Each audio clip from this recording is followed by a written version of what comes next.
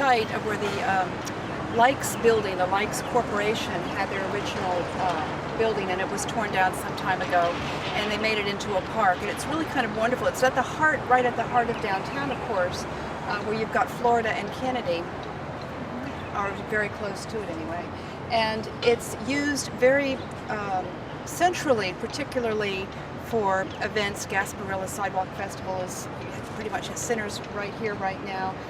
You'll have daily concerts here by the Downtown Partnership and that kind of thing. Lots of people have luncheons in the park, as you can see. There's shade trees here, so it's a real respite. It's kind of interesting because I know in some of the initial plans they had different kind of philosophies when they were reconfiguring this space, whether it's going to be temporary or whether it's going to be for an extended use. Initial plans at one time called for a gazebo in the center, and there was also discussion about having these oyster shells for a walkway instead of concrete. It really is on axis, as you can see. It just kind of very simple layout, and the primary reason was because people want to get from one area to another as quickly as possible, as we all know, especially in a very urban and busy environment. So it's not a lot of fancy and frills, but it really is a lot of shade, and that's probably one reason why it's so heavily used. Maybe we could talk about a little bit about why would people from other areas would not come as much here, or? Well, for one thing, it's sort of surrounded by office buildings. I mean, you do get some, now we're also on axis with Franklin Street, so you'll get some people passing to and from because the convention center is just down the road there.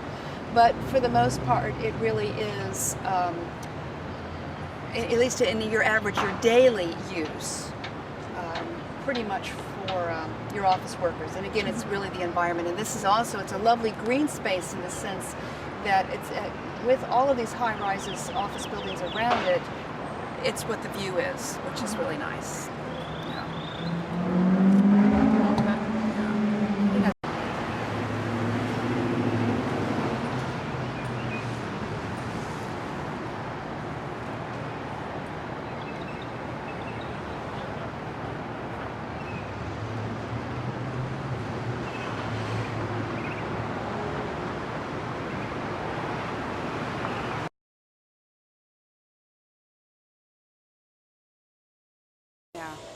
It's the big concern, I'll tell you here, what the parameters were. The landscape architect who did this, actually, his name is David Regal, and he's a local architect, landscape architect. I think he has an office on Davis Island. Anyway, this is, again, as I mentioned, owned and operated. It flanks in between the police station and the police parking garage. Where the lady is down there is the main exit for people coming out of the police station, and then they usually walk right over into the parking garage. The concern here is that the lighting, just so you know, is very bright. It has to be very bright. So whatever is here would have to be able to live with those, live with that.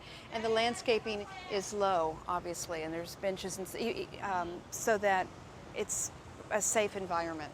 The other point here, just to mention, is that I can tell you on background, the landscape architect, God bless him, really wanted to put benches here, and he had to fight for that because they didn't want it to be any sort of a place where people would rest. But I can guarantee you that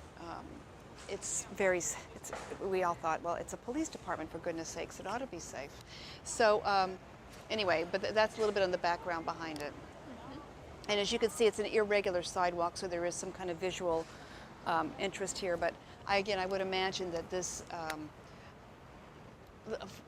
for lack of a better term, this very linear plaza would be receptive to an intervention. Okay. All right.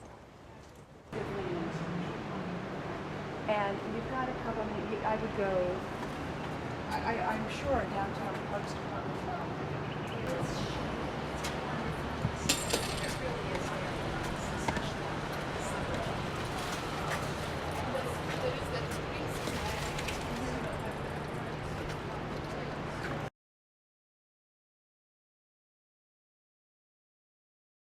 Yeah, so there's Element, Sky Point, same business plan, sticking to it, successful.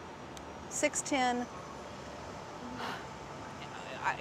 it'll happen. It's just people get impatient. And the thing is also what you see, and I'm glad you brought that point up in terms of density, is the discussion as you move further north is that you don't want it to be a canyon-like. I mean, Franklin Street has not been configured for high rises, but at the same time you have to be able to evolve as well. I mean, if you look, for instance, up Tampa Street, the majority of those are 3 and 4 stories. I think the tallest one is like 8 stories. And again, that goes back to the development that the Colonial Bank building, which is now where the Likes has their offices, was the first skyscraper in Tampa. And it's, yeah, it's really kind of interesting to see how the skyline's changed, and that's right down Tampa Street. Okay. By the way, the Doreen group right there, that's the developer group who is trying to do a lot of the activation along North Franklin that we're going to go see, so that you'll just know where their offices are if you want to come down and talk to them sometime. Okay. All right.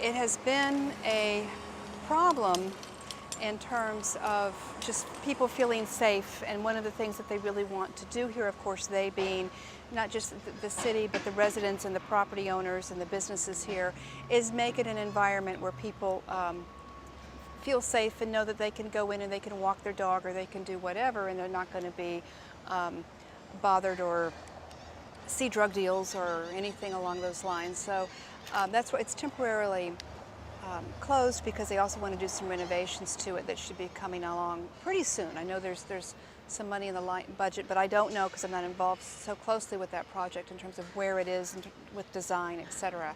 I do know that they want to move relatively quickly on it.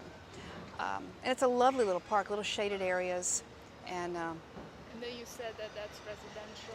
Yes, those are the residences on Franklin. Again, that was just completed a little over a year ago, if not, yeah, it has to be a little over a year, I think. And it's full, complete, and there's some retail in that environment, in that little area as well. Not only are there a couple of the law offices and that type of 9-to-5 type businesses, but there's also some restaurants that are coming along down there. So this would be a good community hub.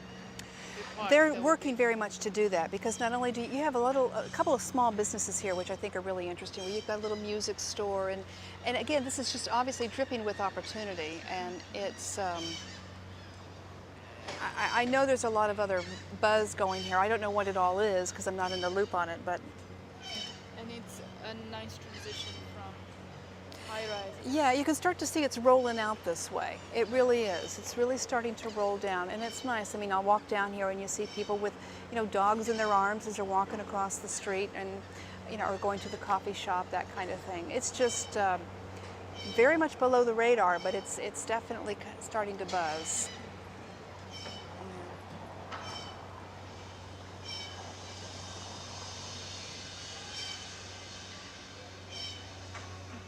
And again, this takes you, if you keep going all the way up here, you go right into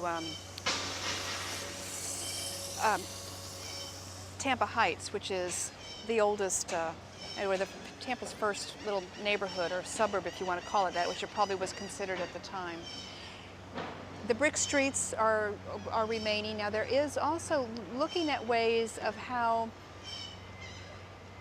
this flows and connects to those neighborhoods with the developments that are still on the drawing board, but starting to kind of eke out a little bit more in refinement. The construction of 275 has impacted, but I'm hesitating here because I'm not exactly sure to the extent. I know that I've been involved in some of those conversations where they really are looking to work very hard so the road flows, so you have this connectivity, so somebody can find their way around, that they're not blocked off, that it's not urban removal, so to speak, but more renewal and revitalization. So it's just a real, I almost equate it to it's like dance. I mean, where one move impacts the next move, and when you're looking at the development or how a city kind of comes out of the ground, there's just a lot that you have to try to be attentive to at the same time. There's also the Howard Johnson's has been renovated, the hotel over that way. So and there's a couple of other hotels that are percolating along the perimeters that are becoming. So it's again even more people in the downtown, and the conventions that we're getting are booked. You see people here a lot on the weekends that are out-of-towners and a lot of guests. So that's also kind of an interesting dynamic, that even your office workers who are here on a regular basis, I mean, every day, which are about 70,000 a day, come into Tampa. So that's 70,000 parking spaces and all these other kind of things that you're looking at to handle. And on the weekends, when most of those folks are gone, yes, you do have some residences that are not just here, but also those that are coming. There's a lot of conventions that come in over that span in that weekend.